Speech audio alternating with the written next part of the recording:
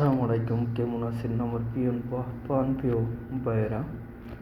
অবশ্যই আমার কথা মনোযোগ দিয়ে শুনবেন, কারণ দেখেন আল্লাহ পাক কার দরজায় কখন যে দাঁড়াইতে হয় সেটা আমি আর আপনি কখনোই বুঝতে পারবো না।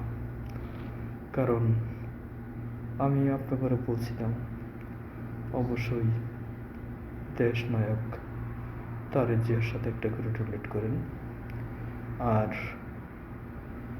আমাদের প্রাণপ্রিয় যে মারা গেছে সালমান শাহ, তার সাথে সকলেই একটা করে রিলেট করবেন।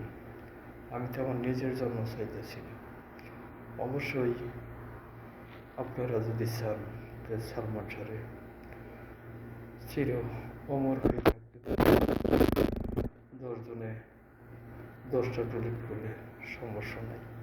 সকলেই ভালো থাকবেন আর সকলে পড়বেন না করি একটা করে রিলেট করবেন। আসসালামু আলাইকুম।